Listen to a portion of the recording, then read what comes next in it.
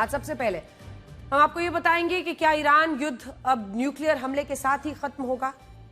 कल राष्ट्रपति ट्रंप ने ट्रूथ सोशल पर यह दावा किया था कि अमेरिका और ईरान के बीच अच्छी बातचीत चल रही है, दोनों देशों के बीच बहुत जल्द एक डील भी हो जाएगी। लेकिन इसी पोस्ट के सिर्फ 12 घंटे बाद राष्ट्रपति ट्रंप ने एक वीडियो पोस्ट किया जो ईरान के इस्फहान शहर का बताया गया।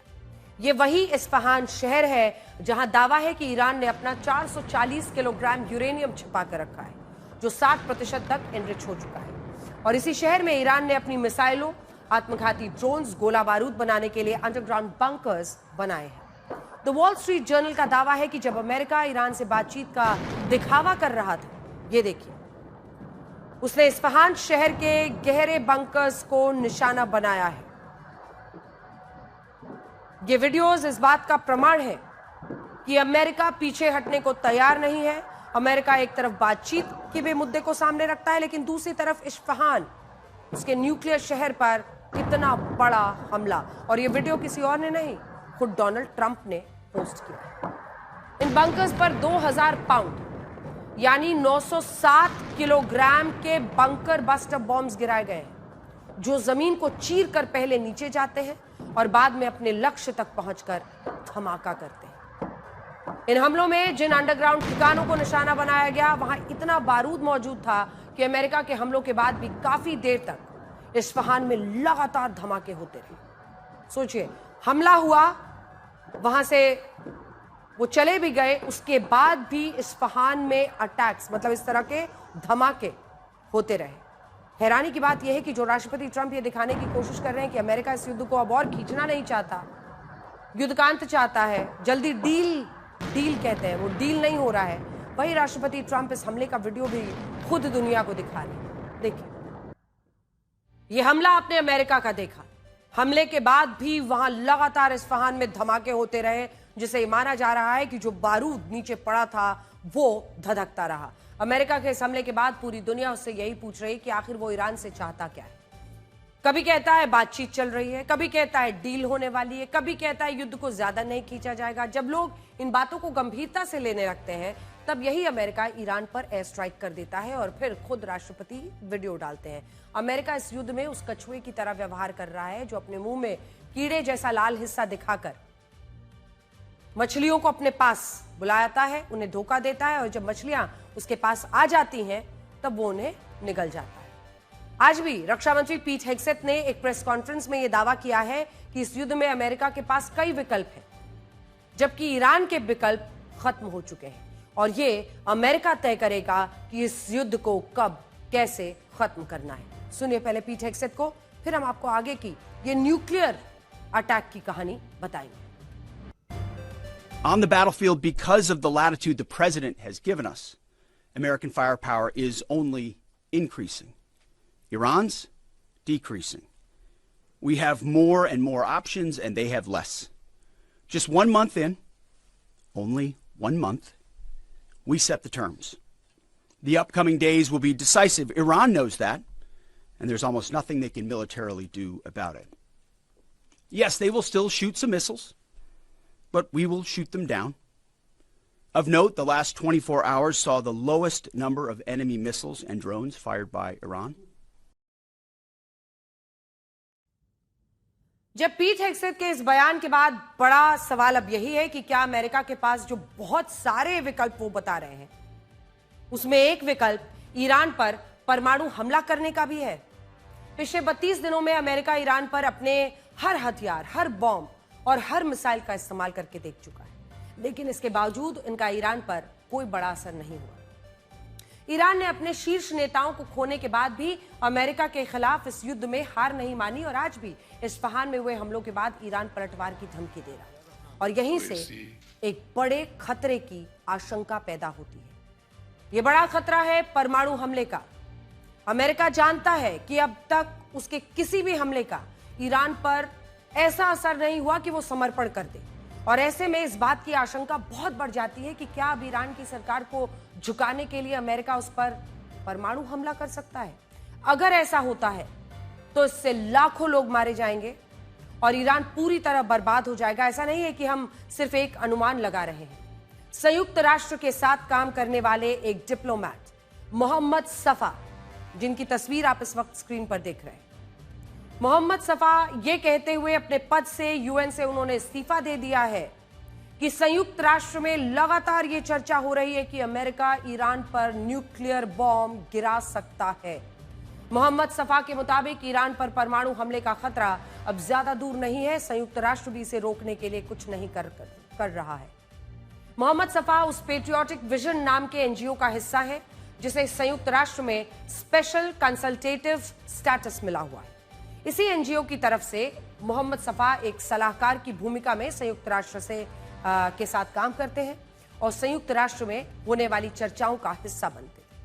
लेकिन अब इनका दावा है कि अमेरिका इस युद्ध में ईरान को हराने के लिए बहुत जल्द उस पर न्यूक्लियर बॉम्ब गिराने वाला है और ये कोई मामूली बात नहीं है। लेकिन हम बता दें आपको, ये मोहम्मद सफा का दावा है और मोहम्मद सफा के दावे के हिसाब से हम आपको ये पूरी खबर बता रहे हैं, क्योंकि इसी आधार पर उन्होंने रिजाइन किया है।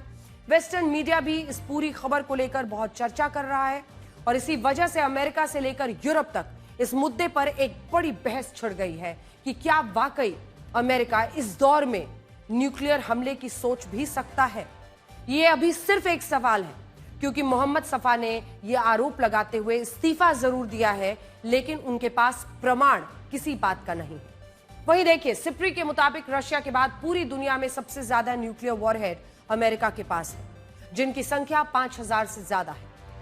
इनमें भी 1700 न्यूक्लियर वॉरहेड ऐसे हैं जिन्हें अमेरिका ने तैनात किया हुआ है और जो किसी भी वक्त इस्तेमाल हो सकते हैं। अगर हम ये मान लें कि अमेरिका ईरान पर सबसे कम क्षमता वाले परमाणु हथियार का भी इस्तेमाल करेगा, तो इससे भी भयानक तबाही हो सकती है। अमेरिका के पास लो यील्ड के यानी सबसे कम क्षमता के जो परमाणु हथियार हैं, उनमें W76-2 थर्मो न्यूक्लियर बॉम्ब प्रमुख है। यह 50 से 70 लाख किलोग्राम का न्यूक्लियर बॉम्ब होता है, जो एक बार में अधिकतम 2 वर्ग किलोमीटर के इलाके को तबाह कर देता है। 50 से 1000 लोगों की तुरंत मौत हो जाती है और इस न्यूक्लियर बॉम्ब के इस्तेमाल के बाद रेडियो एक्टिव फॉलआउट के कारण लोगों की खाल पिघल कर गिरने लगती है। कई किलोमीटर के इलाके में हवा के साथ रेडियो एक्टिव जो रेज है वो फैलने लगते हैं। लाखों लोग इसकी चपेट में आ सकते हैं। जापान के हिरोशिमा शहर पर अमेरिका ने लिटिल बॉय नाम का जो न्यूक्लियर बॉम्ब गिराया था, वो 15 किलोटन यानी 1.5 करोड़ किलोग्राम का था, जिसमें 1,40,000 लोग मारे गए थे। अभी ऐसा दावा है कि अमेरिका इस युद्ध में 5 से 7 किलोटन के न्यूक्लियर बॉम्ब का इस्तेमाल कर सकता है, जो हिरोशिमा पर गिराए गए न्यूक्लियर बॉम्ब की क्षमता से के मामले में आधा होगा। अगर अमेरिका ऐसा वाकई में करता है तो इसके पीछे 3 बड़े कारण होंगे। पहला, अपने वर्चस्व को बनाए रखना, दुनिया को यह बताना कि जो देश अमेरिका से टकराने की भूल करता है उसका अंजाम क्या होता है।